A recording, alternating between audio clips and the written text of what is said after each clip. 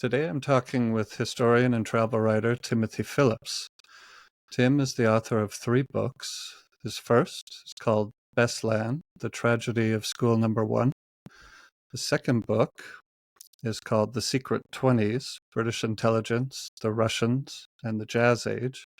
And his most recent book is called Retracing the Iron Curtain, a 3,000-mile journey through the end and afterlife of the Cold War.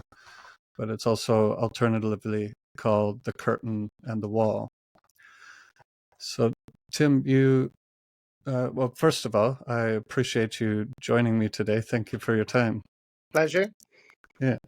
So you grew up in you said throughout your 3 books, you gave some snippets here and there of your background when it was related to the material that you were writing about. What is the County Downs area of Northern Ireland?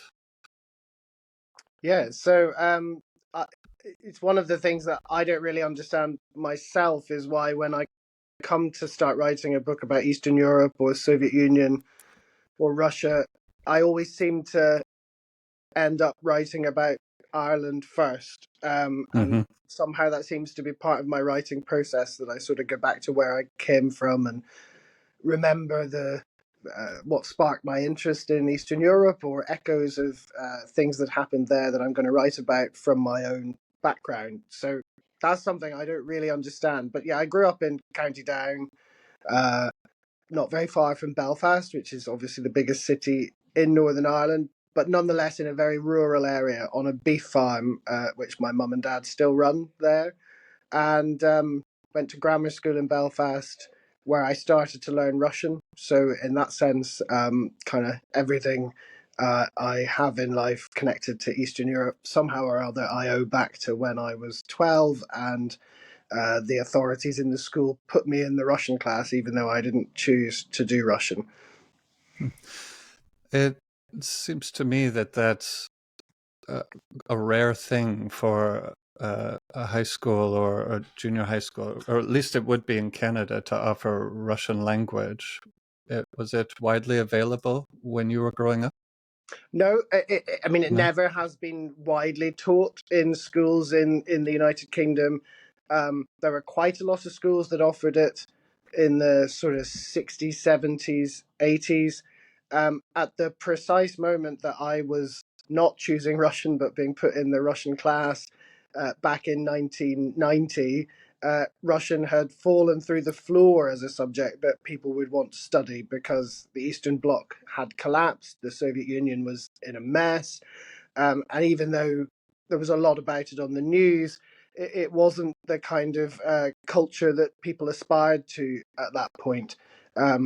One could see echoes of today in that.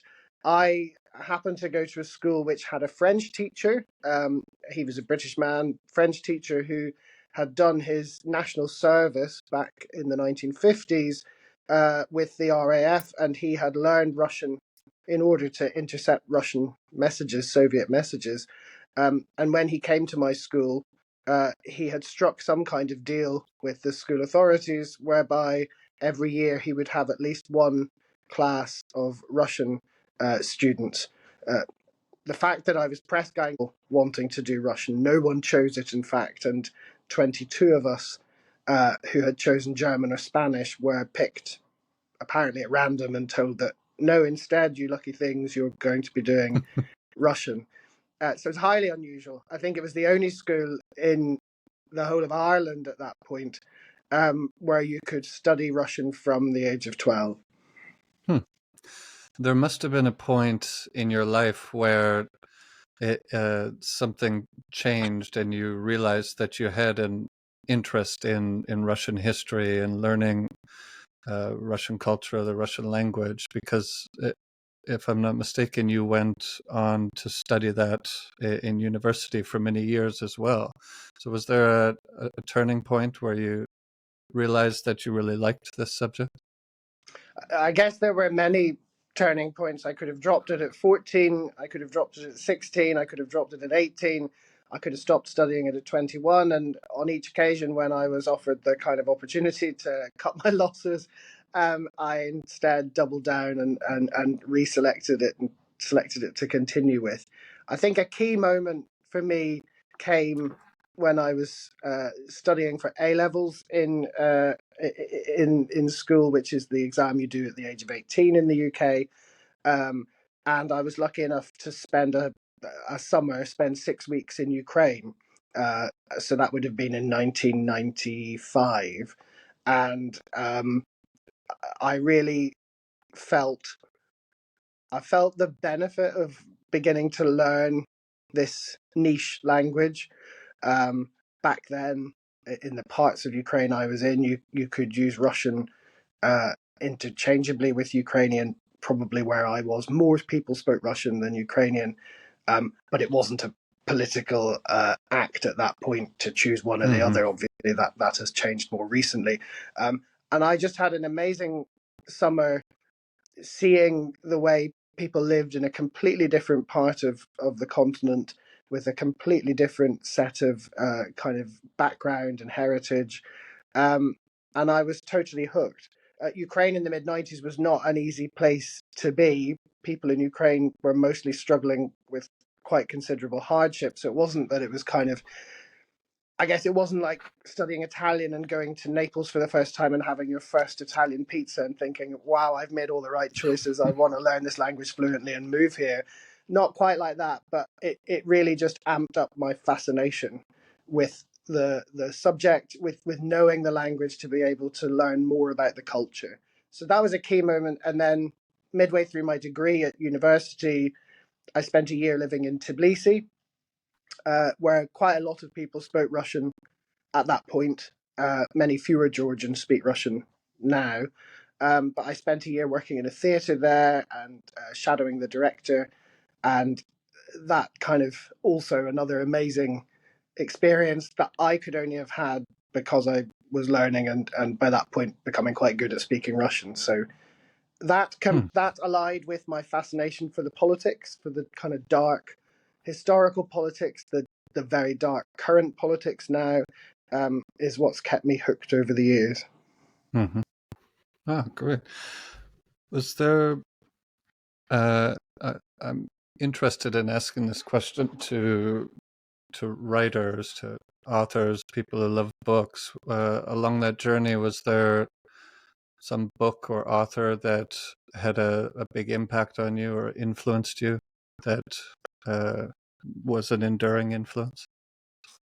I guess there were several. The Russian degree at Oxford back then, I think it's still the case now, it is heavily a literary degree. So you read all the greats, you pretend you've read them all in the original. You pick carefully the ones that you actually struggle through in the original because you're never that quick at reading complex novels in a foreign language.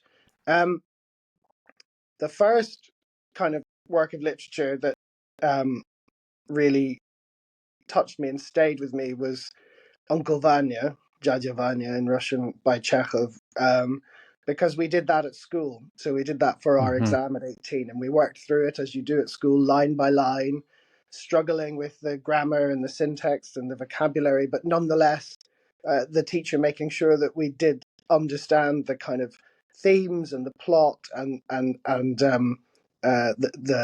the darkness of it, and the areas of comedy in it. So that's always been one that I return to, much in the same way that for English we studied The Great Gatsby at the same time, and that's one I return to as something I love. Later, thanks to university, and I really have enjoyed Bulgakov and The Master and Margarita, obviously the one that most people know. And also Tolstoy's Anna Karenina. I feel that Russian history is probably more closely aligned with the plots of Dostoevsky, sadly, probably, but the kind of the vision, the world that Tolstoy creates, and his ability to render the present is something that I continue to envy. Great, thank you. So it was in the first decade of the 2000s that you uh, how long after the Beslan tragedy did you decide that you wanted to investigate this and maybe make it the topic of a book? Well, the story of that is quite interesting, and my own agency in it, in terms of kind of deciding to do that, isn't the most important thing. So within days of the Beslan school siege happening in September 2004, as many of your viewers and listeners will remember, it was a massive media news event. It was such a shocking, protracted disaster, and it was shown kind of live around the world. In fact, subsequently, there have never been equivalent live news events from Russia because the Russian government thought it was such a disaster for them. But the BBC in London has a famous documentary program, Panorama series, and the Panorama series decided to make a documentary about Beslan immediately afterwards. So I think 5 days after the siege ended. And they had journalists on the ground, the BBC, in Beslan, and they took interviews from survivors and from the parents of lots of the dead children. A friend of mine was a producer on Panorama at that time. I was coming to the end of my PhD, Mm-hmm. and she asked me if I would be interested in joining a kind of mass scale translation effort at that time. So the tapes were coming in down the line from Beslan, and they needed to be translated swiftly so that quotes and clips could be taken from them. So I went to London and worked for 5 days doing that, kind of night and day, and oddly, therefore, kind of developed a very deep knowledge of Beslan very quickly. It wasn't a place I'd visited up to that point, though, as I said, I had spent a lot of time living in the Caucasus. And then when that program was broadcast, separately, I believe, my supervisor for my PhD was approached by Granta, by the editor at Granta, which has published all three of my books in the UK. And he said, "We'd like you to write a book about Beslan and why it happened." And she said, "Well, I don't want to do that, but I know a man who might."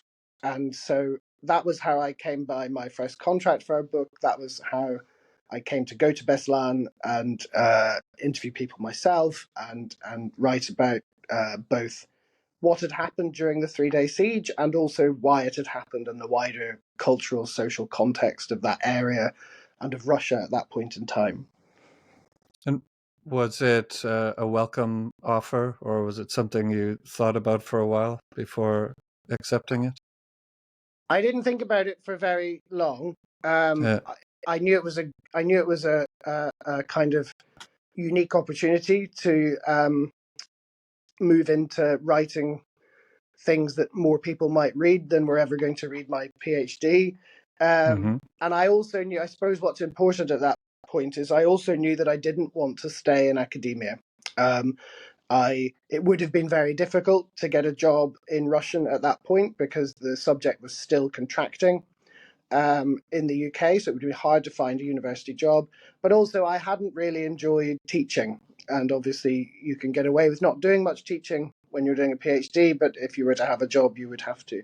So I knew I was looking for something to do, and I thought this was a good, a unique opportunity to try to write in a different way for a wider audience. And I was really engaged touched by the story. And I suppose the other thing that you have to feel if you're going to spend years working on a subject, I felt that most people didn't fully understand the context, why this would have happened, what kind of divisions within Russian society, within Caucasian society, had made such a tragedy possible. Yeah.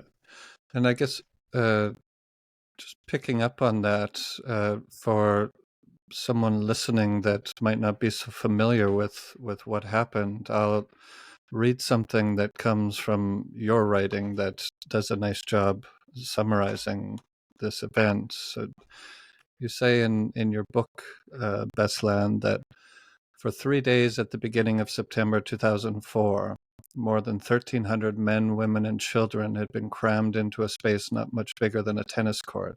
They were held hostage by a gang of terrorists, many of whom lived only a few miles down the road. After enduring extremes of fear, hunger, and thirst, many of them did not leave the building alive.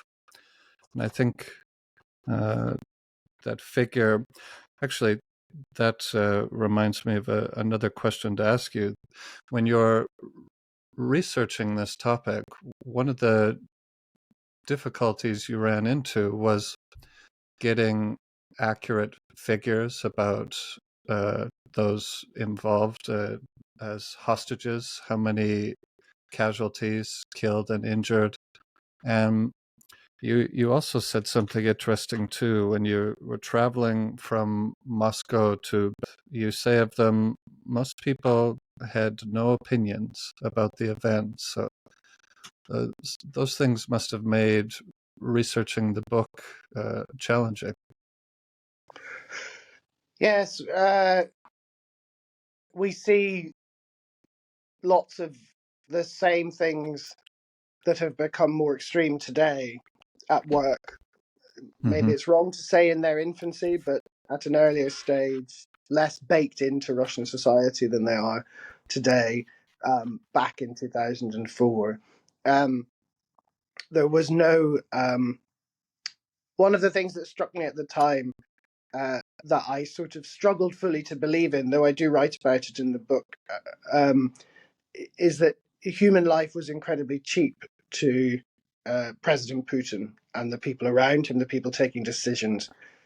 A key decision was to storm the school. So having waited and played around with negotiating with the terrorists for a couple of days, the Russians decided to invade the school, really, and they did so with massive force, shelling the school, according to most reliable accounts, and that's quite something to do when you have kind of a dozen and a half terrorists in a building and hundreds of your own innocent citizens, most of whom are children.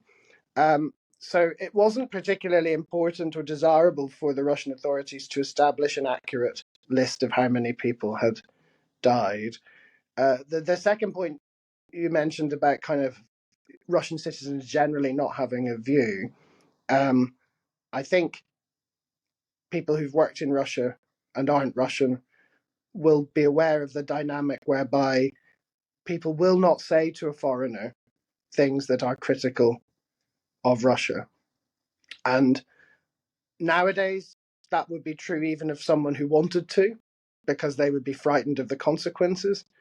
But it is more generally true because Russians struggle to view their country, their culture neutrally and admit its failings to outsiders. And so this was obviously a huge failure.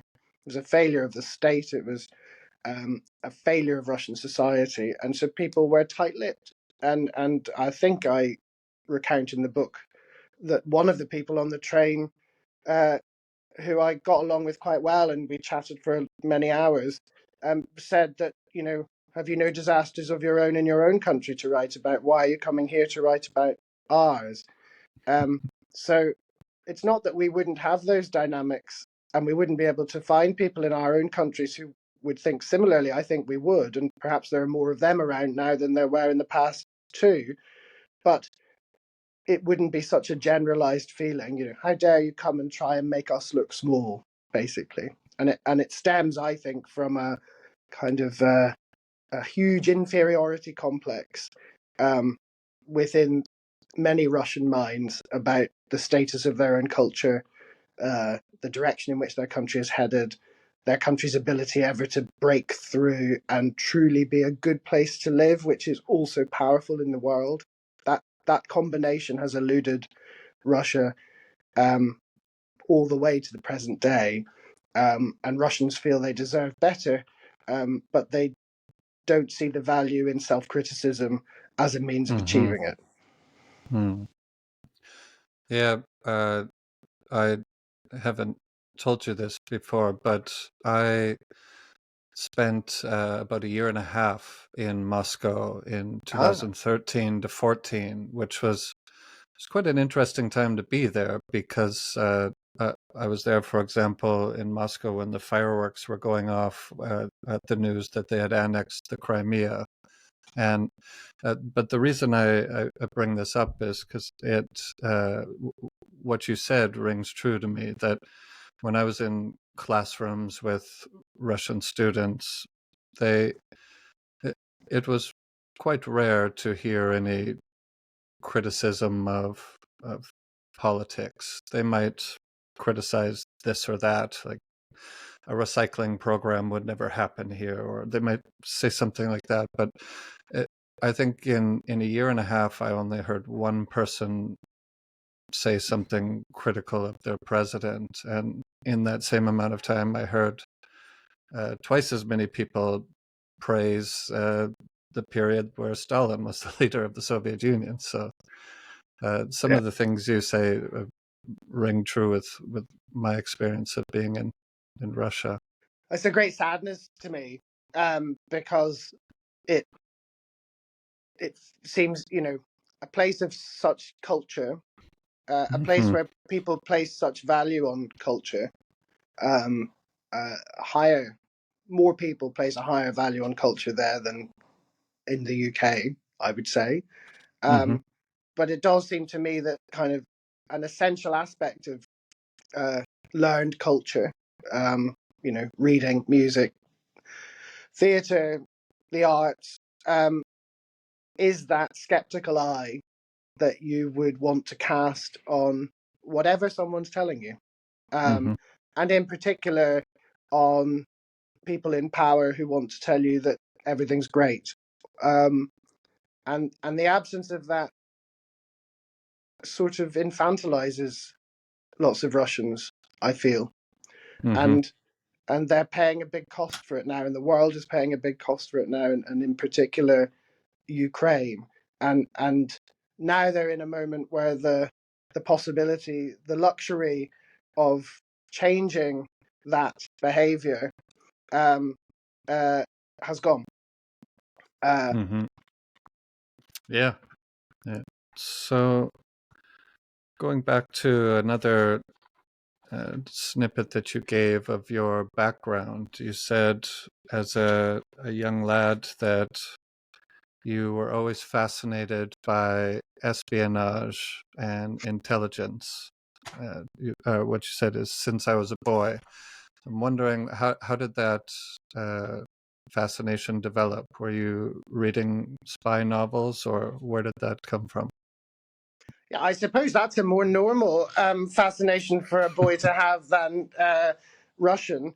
But so I think probably it was kind of the usual thing of reading books, spy stories, comics, watching kind of spy thrillers. I had a friend at primary school with whom we used to kind of make up stories about spies and things. One could make a leap and say that it was in some way connected to the fact that I was in Northern Ireland during the Troubles in the 1980s, during my growing up, and that was probably the part of the United Kingdom with the greatest number of spies, very heavy presence from MI5 in Belfast. But it really wasn't that, in truth. That didn't feel like it was consciously that. The kind of spy stories I was interested in were probably Second World War ones and Cold War ones, that kind of thing. Yeah, so I've always in that kind of great divide among leisure readers between whether you read romantic fiction, which most men don't, romantic fiction, or spy and crime fiction, or fantasy and science fiction, I have always been on crime and spy fiction. That's been my go-to for kind of relaxation. Mm-hmm. All right, cool. So one of the things that I thought was interesting from your book, The Secret Twenties, was this. You challenge this idea that after World War II, generally we think of the Cold War beginning here, where the Soviet Union and the rest of the Western Allies, they meet in Berlin, and they can't agree on a post-war status for Germany, and essentially it splits, and the West aids Greece and Turkey, and then there's the Marshall Plan, and eventually in 1946, Churchill gives his speech, which maybe we will bring up again when we talk about your next book too. But you say in the book, The Secret Twenties, that when this spy game was developing in Britain with the Soviets and MI5 and Britain, that we can see the roots of the Cold War here in that area. And I thought that was a really interesting line. And if I look at how geopolitics developed in East Asia, it makes sense in that context too. One of the interesting things that I've come to appreciate over the last couple of years is just how big of a role the Soviet Union had in shaping the geopolitical balance of power in East Asia as well. The Korean Peninsula or Taiwan and China. If we look at the end of the Qing dynasty in China at 1911 and how that broke up, and Sun Yat-sen and Chiang Kai-shek's rise to power and the split between them and Mao Zedong, we can find Soviet people there advising, building, training military, advising politically, and so they're there influencing things as early as the beginning of the 1920s, and but maybe I won't go too far down that road, otherwise I'll get off topic. So back to the idea of seeing the roots of the Cold War starting in the 1920s. Could you elaborate on why you thought that was a better way to view it? Yes, I think I do stand by that. I think the most important thing you need for the Cold War is the Soviet camp, Marxist-Leninist ideology, and the fear that creates outside of whatever the Soviet camp at a given moment in time is. So all of that is present pretty much from the beginning of 1918. There are lots of ways of defining the phrase the Cold War, but probably we would be able to agree that for most of its duration, post 1945, it is a conflict with two camps, and so it's probably true to say that the Soviet camp is present before the Second World War, Soviet Union. A single alternative camp led by America is not present. One would also say probably that the kind of classic definition of the Cold War is that it was a nuclear conflict. So it was a frozen conflict, not entirely because of the kind of wishes or goodwill of the players. It was a frozen conflict because of the fear that if it developed into anything else, into a proper conflict between the two main players, that would lead to mutually assured destruction. That's also not present before the Second World War.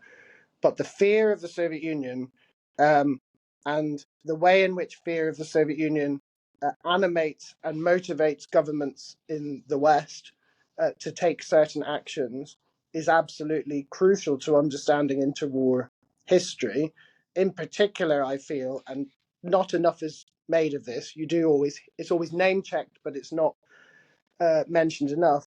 Appeasement of Hitler in the 1930s can be seen largely as the result of fear of the Soviet Union. Who is the greater enemy here? We mustn't spark a conflict with someone we don't need to, because at any moment we might need to be in conflict with the USSR. And we and Hitler think alike about that great threat. I think that's very important. And then, of course, what you can see, as a continuum throughout Stalin's rule, which straddles from 1925 or 1928 right through to 1953, is the same paranoid fear of the West and of Western ideology, of Western motives, and the need to erect strong barriers, both kind of ideological and physical, between the West and the Soviet Union. So a lot of what we think of as kind of distinctive about the second half of the 20th century in terms of East-West conflict is already present all the way back to 1918. Do you have the view of the West that you ascribed to Stalin? Was that a view common to many Russian leaders throughout history? Is it sort of a stance that they've tended to have towards the rest of Europe? Would you say? Or well, you're taking me into kind of waters that I don't feel I'm entirely familiar with, but I will happily speculate a bit and use my knowledge. It's not true that most Russian leaders prior to Stalin were paranoidly frightened of the West or suspicious of the West. mm-hmm. Clearly, all great powers were suspicious of one another before the First World War, and increasingly so, and that's what led to the First World War and to the collapse of the Tsarist regime. But lots of Russian leaders, obviously Peter the Great, Catherine the Great in particular, Alexander II, who freed the serfs, lots of them looked to the West for ideas, and actually tended to be, when they kind of cast around for explanations of why Russia wasn't like the West, they often tended to blame the Russian people. If only we had better people, we could make more progress towards being like our neighbours, being as advanced as our neighbours. And they often used that as a rationale for explaining to themselves why they had to be so brutal at times in cracking down on things, or in the case of maintaining serfdom all the way through to the middle of the 19th century, in kind of maintaining feudal, pre-modern structures within their society, which effectively made peasants into partial slaves or serfs. So I wouldn't say that they were all paranoid about the West, and actually lots of them travelled to the West. Peter the Great worked as a incognito as a shipbuilder in London, and I think in Holland. Tsar Nicholas, famous photos of him at the Cowes Regatta on the Isle of Wight, where he is indistinguishable from his cousin in the British royal family at the time. Stalin was in exile in various places, but from the time he became leader, I think I'm right in saying he didn't travel apart from to those World War II conferences. He was genuinely very suspicious about and hostile towards the West as a set of ideas. So I don't think that is. I don't think that's a continuum through Russian history. I think we see the return of it today in some ways with Putin, and the way that Putin has become since the pandemic, since he spent those months isolated in the bunker and started writing essays about the Russian history he would like to have happened rather than Russian history as it actually is, and his hostility towards the West. He has kind of been consumed by the Stalin myth that he had done so much to reinflate in Russia over the last 20 years. Thank you. Yeah. I'm just reminded, I moved on from Beslan. I had one more thing I wanted to ask you about that topic. Sure. So I hope you don't mind I go back to that for one moment. Next September, it will be 20 years since that event occurred. Have you had any thoughts about going to investigate how things have gone on after 20 years there? Well, it would be lovely to think about going to Russia for any reason. I don't think I'll be going to Russia anytime soon. Is the answer, and it it will be interesting if the state allows or publicizes any kind of commemoration whatsoever, perhaps apart from a very small local memorial service or something like that in North Ossetia, because the state is not good at marking its failures or marking the dark chapters in Russian history that don't align with its ideological predilections. So, yeah, I hadn't sort of clocked that it would be 20 years. That's quite remarkable, and the main thought one has is that the youngest people who died there would be, all adults by now. Yeah. All of them would be adults, and they've all had that life stolen away from them. Yeah. It's, I think, the most tragic figure from the book is that at least 188 of the victims were children, which it's hard to even comprehend what that is. It's so tragic and terrible over those 3-4 days. So. Yes, and just when you say that, as I think Putin and the Kremlin realized at that time,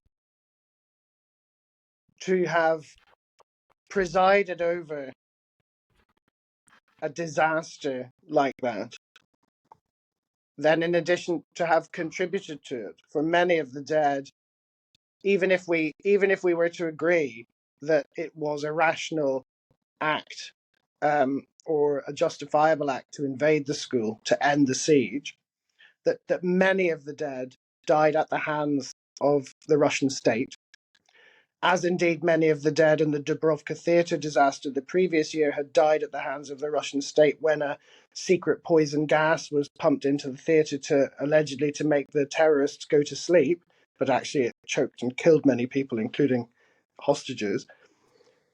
It is inconceivable to think of a state where there was genuine democratic norms, where that government would survive. And I think that is something that Putin realized at the time. Added to that, the fact that he was slow to go to Beslan because he hates personally, physically, to be in proximity to failure. And so lots of the tightening up that happened subsequently with regard to ending direct election of governors and, and all the many things that have flowed, the pace sped up after Beslan because the alternative was unthinkable for the KGB, ex-KGB, FSB clique that has control of Russia. So I'm going to try and see if I can transition us to the new book, Retracing the Iron Curtain, to go from Secret Twenties. So with the Secret Twenties, we laid out that the spying that was going on and the fear that was developing of the Soviet Union, this was developing throughout the 20s. And you say at one point in 1926 that there were people in Britain who wanted to kick the Russians out of Britain. And if we move forward ahead through the 1930s, and the Soviet Union makes a pact with Nazi Germany. That pact gets betrayed, and all of a sudden, the Soviet Union and Britain find themselves allies. And one of the things that they do to help their allies is to ship for according to the policy of Lend-Lease, to ship goods and arms and things. Correct me if I'm wrong, but they ship them over Scandinavia and land Yes, I them believe you're correct. Yeah. Murmansk. And that's not too far from where you began your journey on this Nice segue. retracing the Very Iron nice Curtain. So you went to Norway, and just in case someone's not familiar with the map of Scandinavia, Norway wraps right around the top of Sweden and Finland, and there's a border with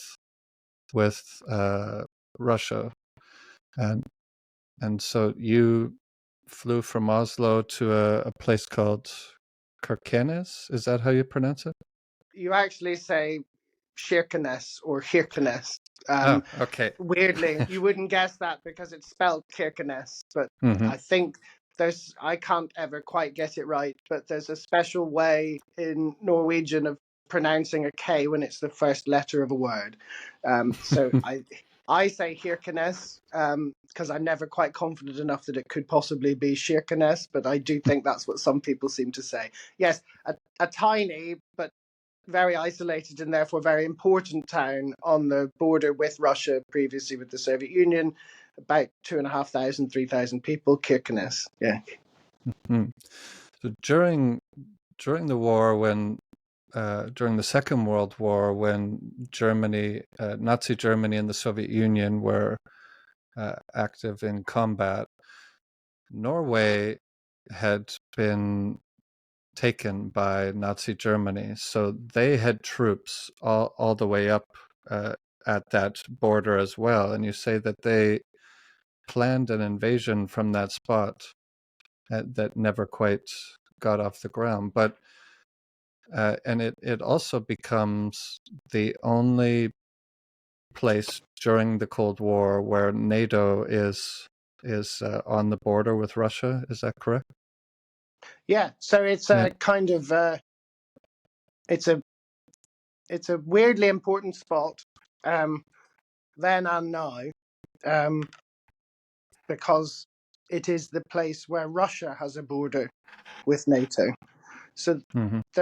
Turkey was in NATO, and therefore other bits of the Soviet Union had a border with NATO. So Georgia, Azerbaijan, Armenia. But Russia, the Russian Federation within the Soviet Union, the only place where it touched NATO was this stretch of, I can't remember exactly, 200 miles or so, maybe, of border right in the far north, well inside the Arctic Circle. Mm-hmm. And you would therefore expect it to be a place of kind of it's a place of unremitting physical hostility. It's a very, very barren part of the world, but you would have expected it to be a place of unremitting geopolitical hostility as well. In some ways, that's borne out by the fact, it's the most nuclear place on Earth. It's the place where Russia's nuclear submarines, Soviet nuclear submarines, sail back and forth on their way to Archangel and Murmansk. Obviously, there are also NATO submarines operating up there. There were some incidents in the Cold War, moments when it threatened to go hot up there as well. But to my great surprise, the local people traced their relationship with Russians back to that occupation by the Nazis during the Second World War, and the fact that they were liberated by the Red Army, by the Soviet Army, and the Soviet Army stayed around for a short time and then went back across the border. Not something that it did everywhere in Europe. And so there has been a long-running gratitude and sympathetic feeling towards Russians and Russia in that part of Norway. despite all of the many kind of countervailing pressures pushing the population towards hostility or suspicion. The village that's up there, what's a rough estimate of the population? How many people are Of there? Kirkenes?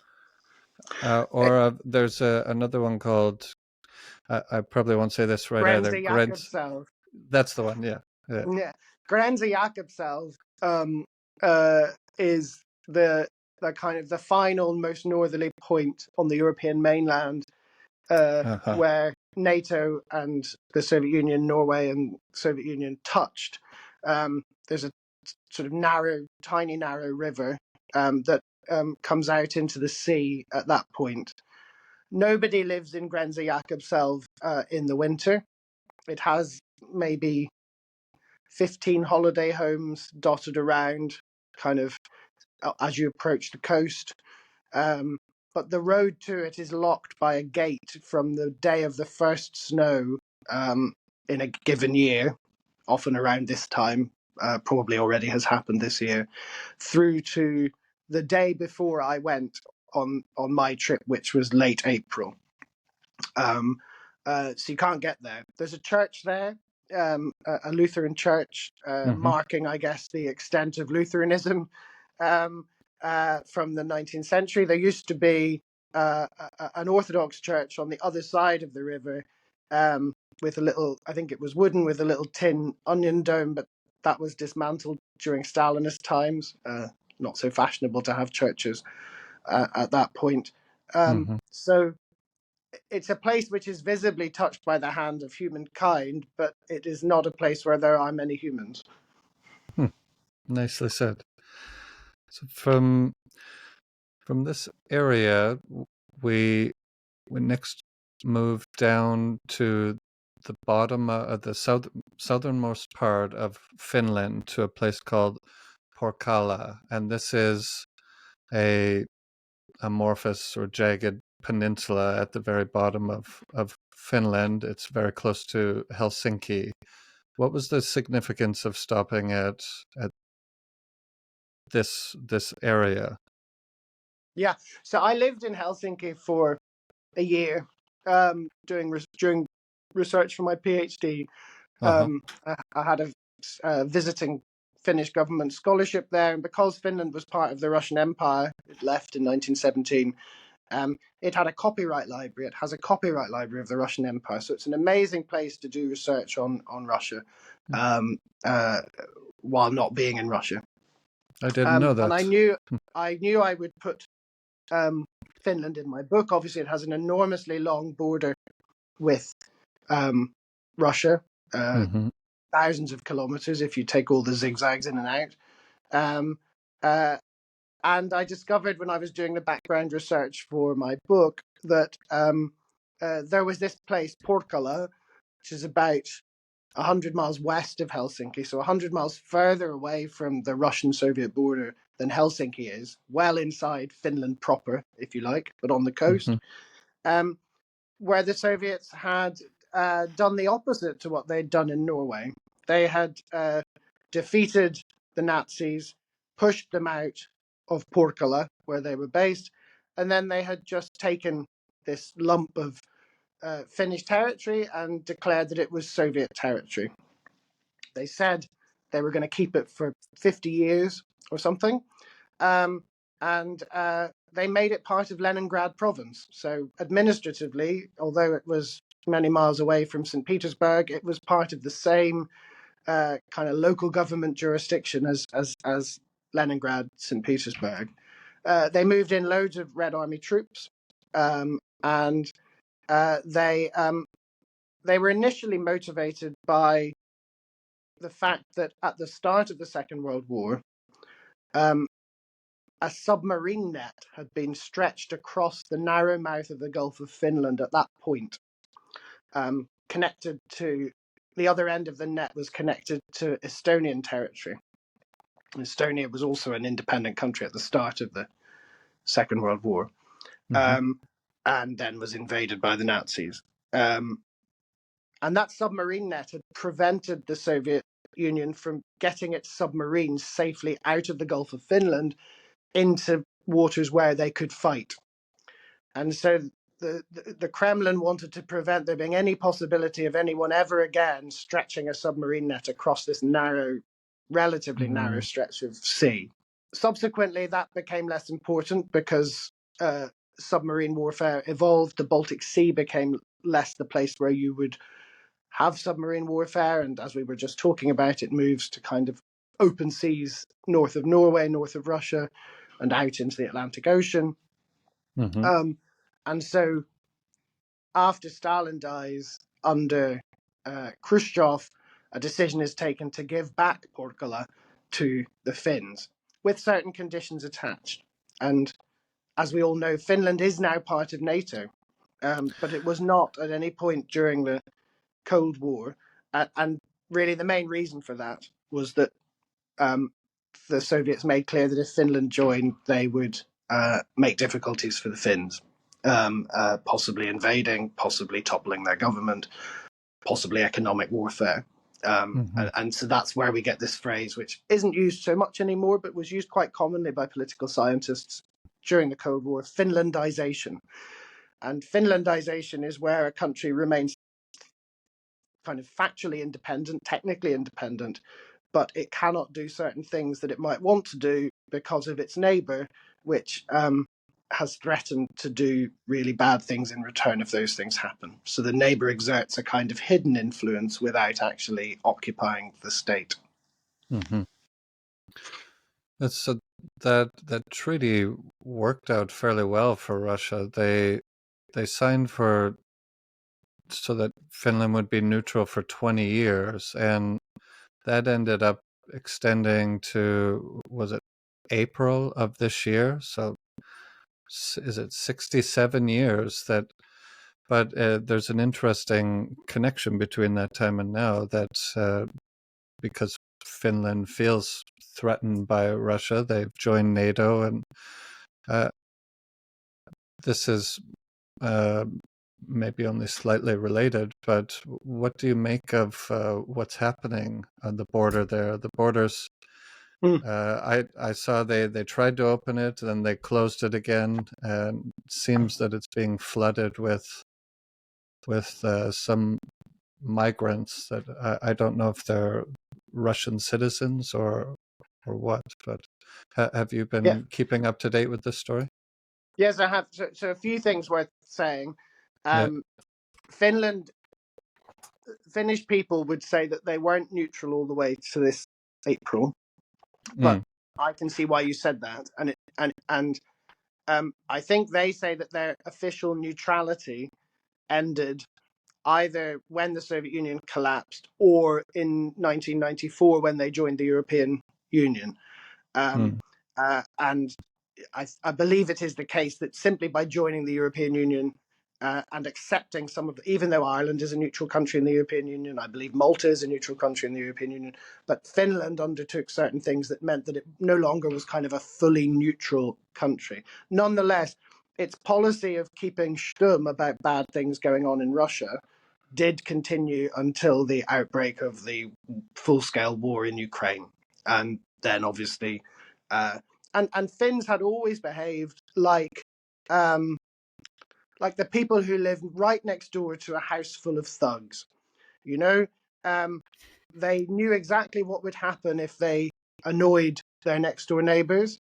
And so even when they saw their next door neighbors doing bad things to other houses on the street, and even when they were approached by some of the other neighbors who had had bad things done to them, the Finns would just say, yeah, we're sorry about that, but we're not going to get involved because it'll only end badly for us because we're the ones who are right next door to them. That was kind of the official Finnish policy. And it's very hard to see a different way of reading the events than to say that one of the ways in which Putin committed a massive strategic error was to end that to make it no longer possible for the Finns to behave like that, and for the Finns to have to come out and take up a much more a much clearer anti-Russia stance. It obviously won't be lost on people listening and watching to this that a war that was supposed to prevent Ukraine from joining NATO, which it was not about to do, because it would not be tolerable to have a long NATO border in the south, has led to the extension by thousands of kilometers of the Russian NATO border in the north. And that is, there would be many people, many Soviet politicians, Brezhnev, probably Khrushchev, who would think that that was a kind of madness to have gambled and ended up in that situation. I'm sorry, Yeah.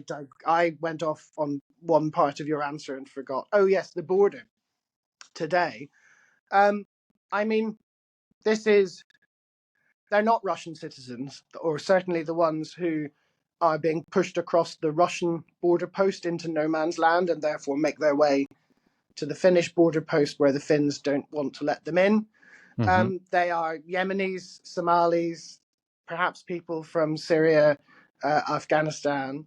They are the same kind of very troubled souls with very difficult personal circumstances who the Belarusian government was trying to push across the border into Poland in the winter before the full-scale Ukraine war started.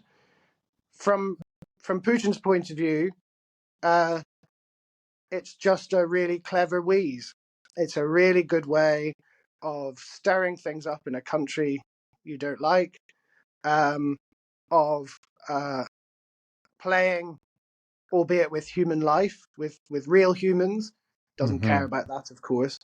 Playing with lots of the issues that are hot topics that divide political parties and divide populations everywhere in Europe. So obviously, immigration, migration, asylum, refugees. These are enormous topics all across Europe today, across the whole advanced world, and Putin is kind of adding heat to those issues in countries where he does this.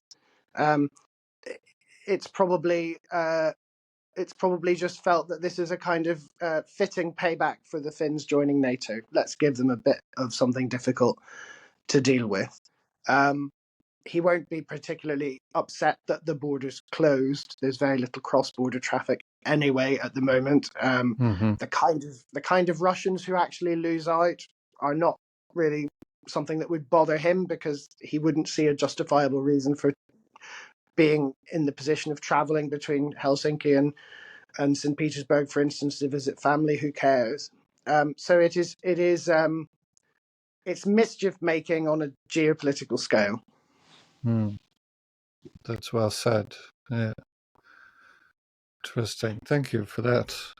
So I'm going to move a little ahead on the journey, but just point out that there was you went to Vyborg in Russia, which was a territory that was taken from Finland and not returned. And well, actually, I will stop there for a moment. You mentioned that you had been there 13 years earlier, and this time around you had noticed some changes in the superficial material affluence of people. Would that be a fair characterization of it? Yes, Yeah. definitely. I mean, Yeah. one of the tragedies of what's happened in Russia is that there has been a lot of progress in terms of Russia's self-modernization.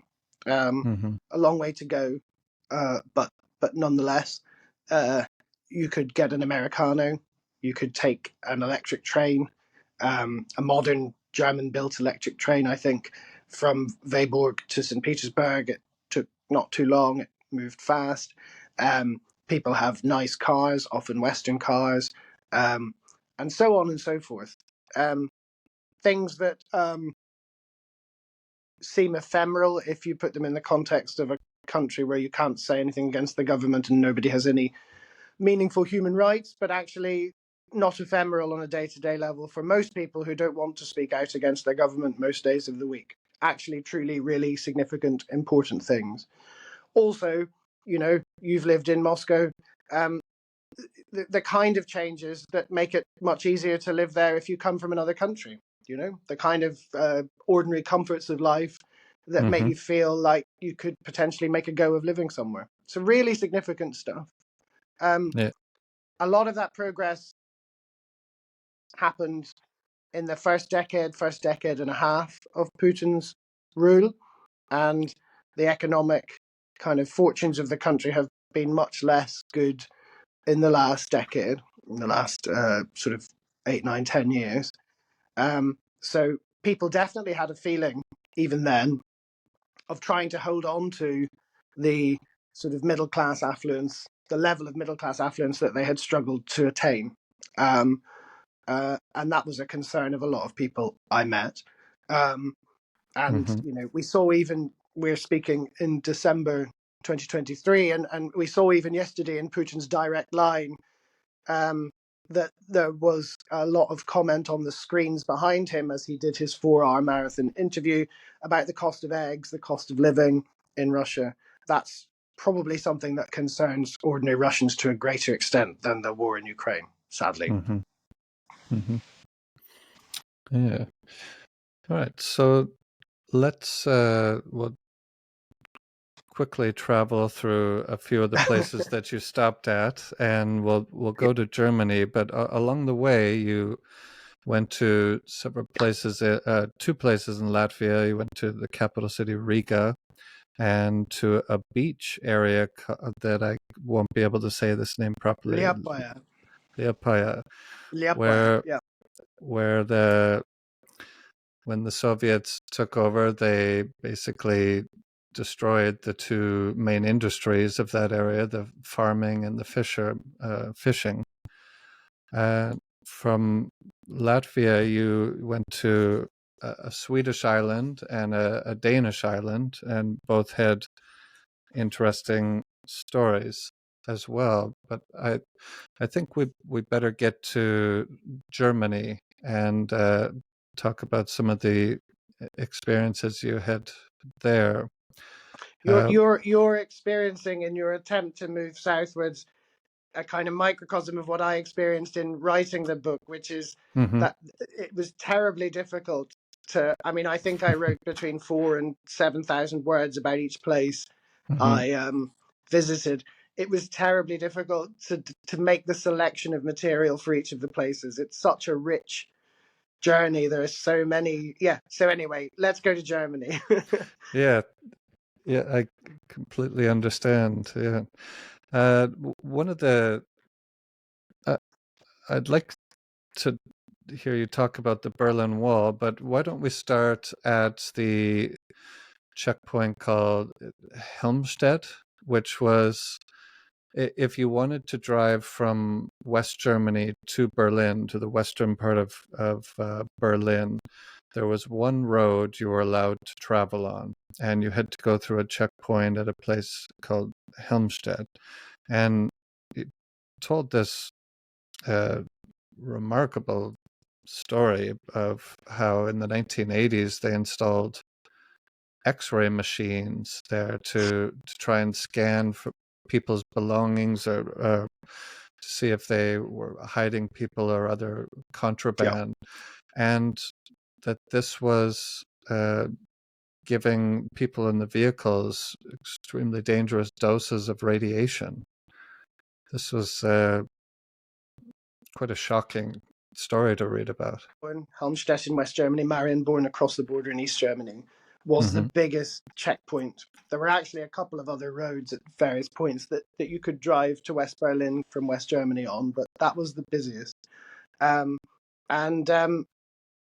Yes, absolutely shocking. The kind of thing you read, maybe you come across it on the internet, and then you try and document it and you discover that it's actually true, and you're kind of surprised, even in the context of the Cold War, in the context of the Stasi, and the kind of Stasi KGB tactics that you're used to. But yes, this use of X-rays to scan the cars, in itself quite an excessive kind of response that shows the sort of determination that nobody would get out of East Germany who was East German after 1961.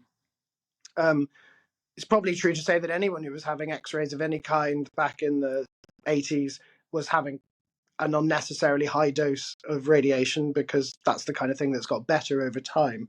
But the truly shocking thing was that if you were an enemy of the regime, if you were someone they didn't like, a dissident, a person who thought the wrong way, a person who tried to escape already, someone making independent theatre in private or things like that, they would park you in front of the X-ray machines for hours.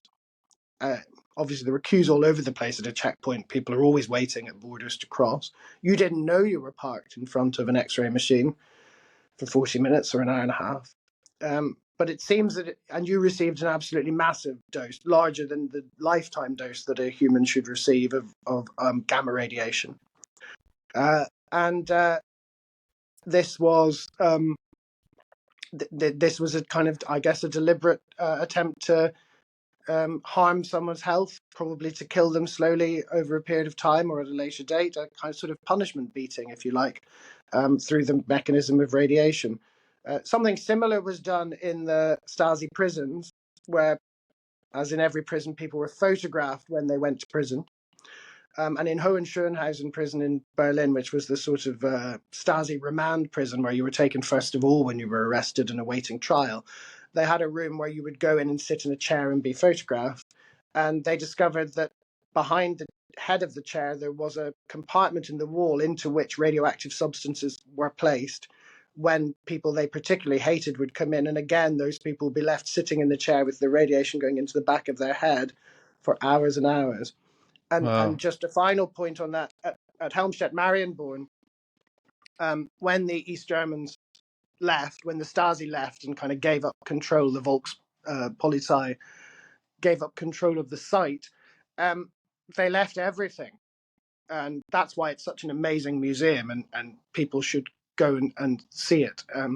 Half of the site on one side of the checkpoint, in one direction, has been left exactly as it was, to show the scale of the kind of structures that paranoia leads to. The only thing they removed was the X-ray machines, and that is thought to be an indication that they knew that this was for far more than a sort of legitimate or quasi-legitimate attempt to see whether people were being concealed in vehicles.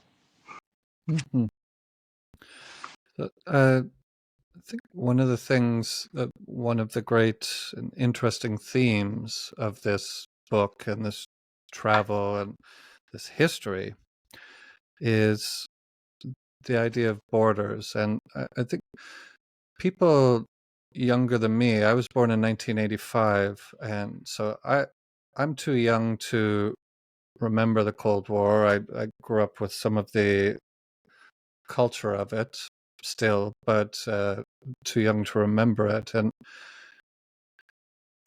I think one of the great things about reading this book is it brings the human stories about how these borders divided people, sometimes right down the middle of communities and people's yards, or in one case, somewhere down near Yugoslavia, there was even a cemetery that was split in half.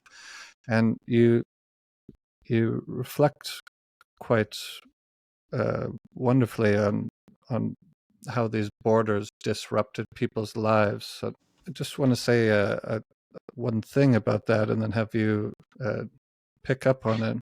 Borders, in some sense, are necessary divisions between human societies, and they can come from natural landscapes or surveyors, or people can draw them up.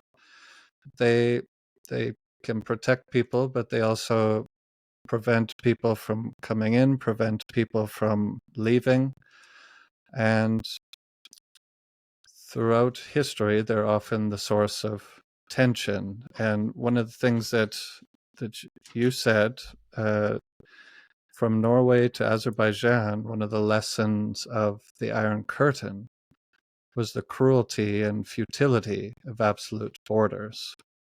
But you also say that if you live long enough, borders change.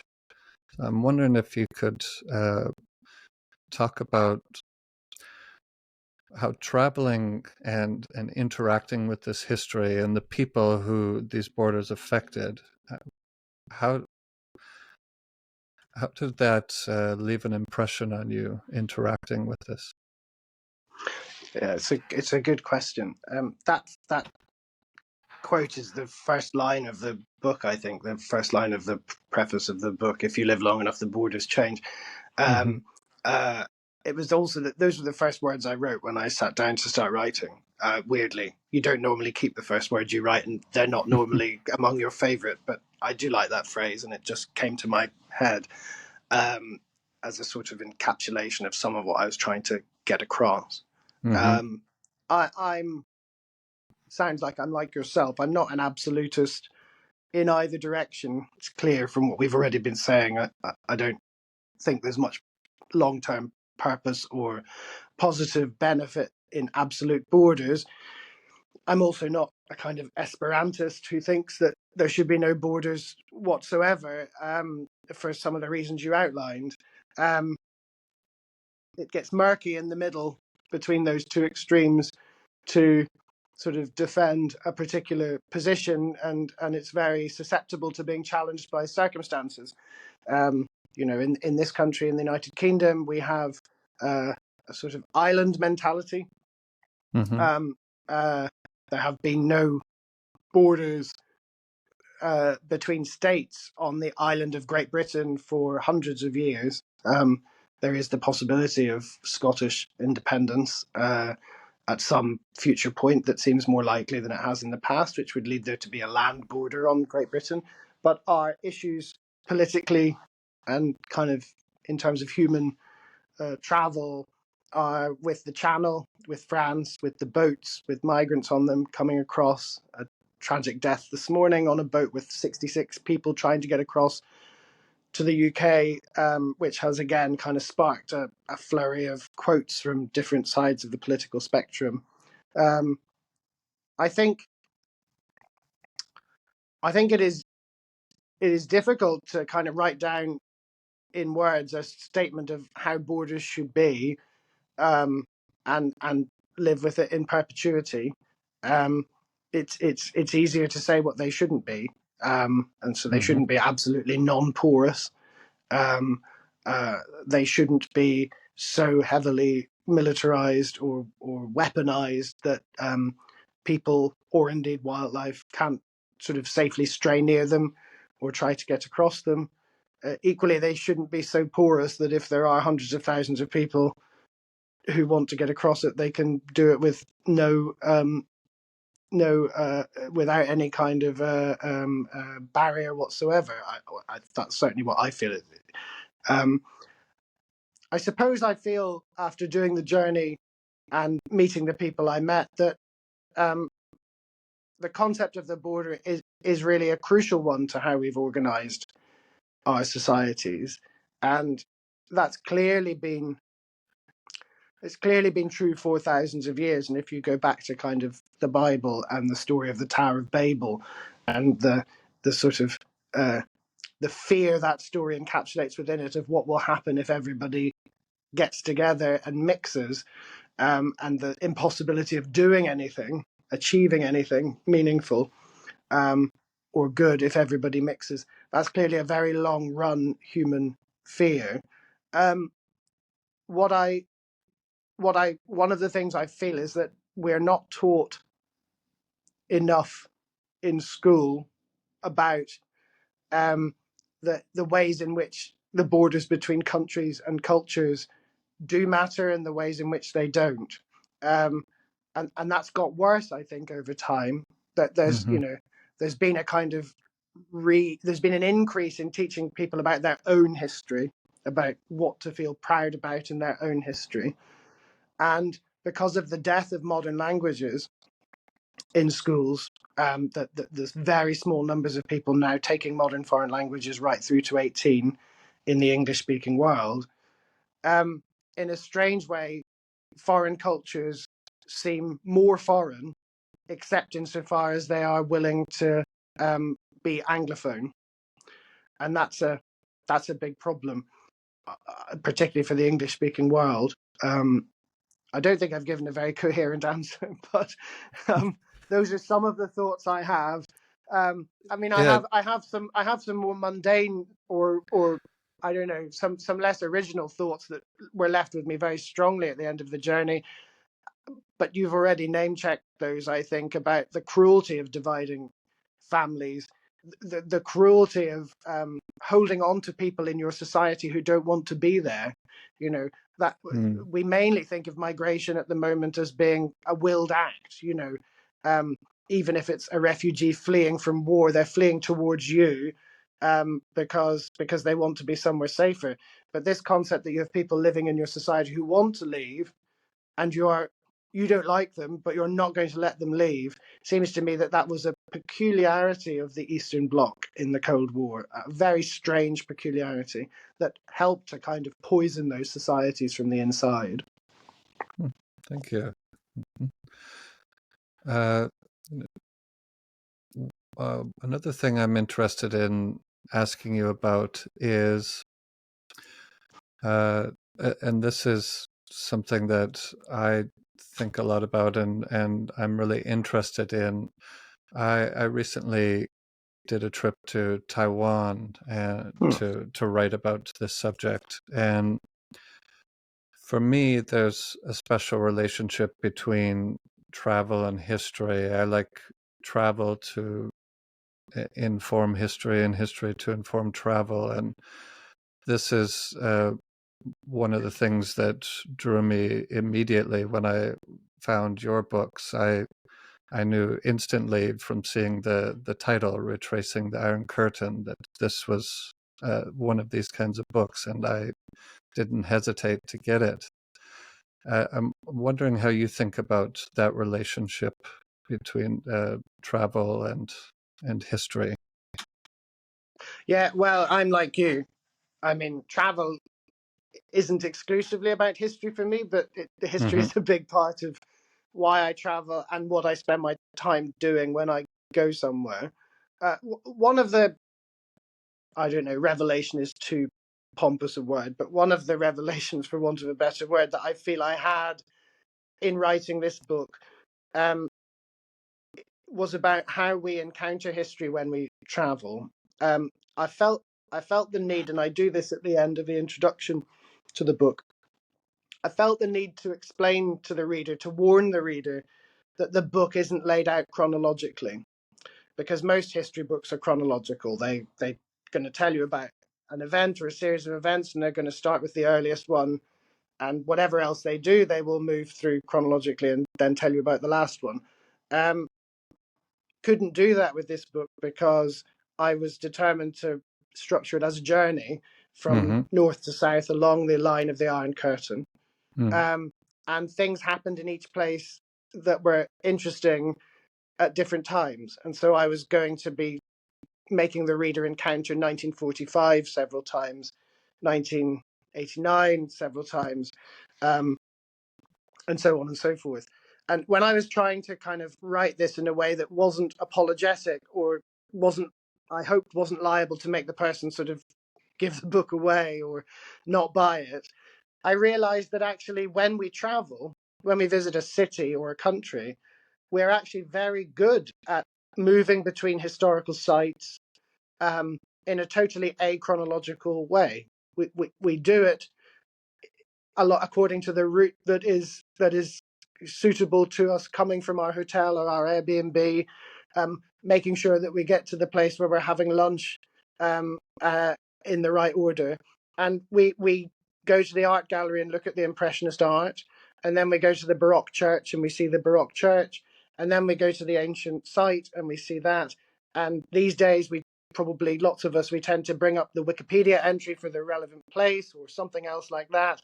And we read about it, we learn about it. And we actually have a very strong association with what happened and when.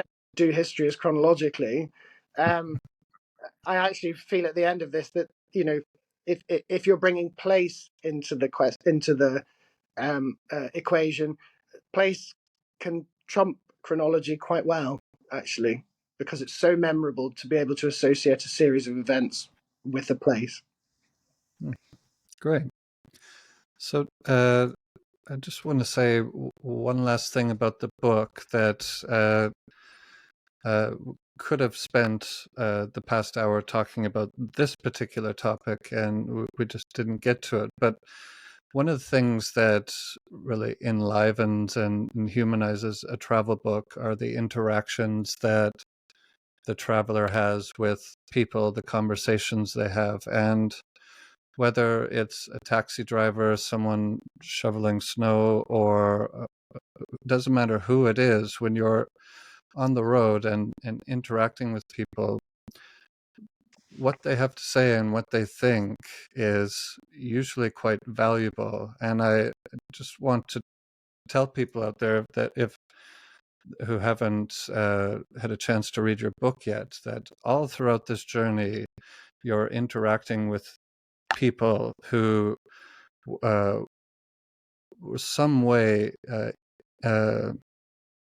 felt the impact of the Cold War, the Iron Curtain, and that gives a richness, and human story to the entire book. So that's another great aspect to this that I didn't get a chance to ask you about, but perhaps I should have. But let me just Thank you. end by asking if people are interested in getting one of your 3 books or following what you're doing in the future, where can they go to just keep up to date with what you're doing?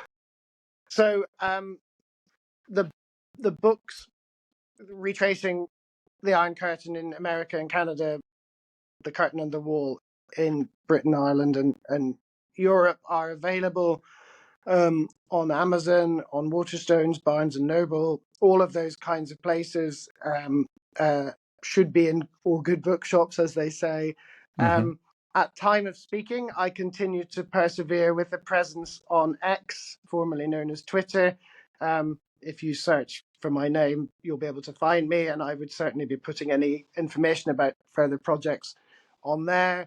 So those are the best ways to find me. You can obviously Google me, and you'll be taken to my publishers' websites as well. So that's how you can keep tabs on me. All right. Well, I really enjoyed reading each of your books, and it's been an absolute pleasure to talk with you today. So thank you so much for giving me some of your time. Thank you very much. It's been a really nice conversation.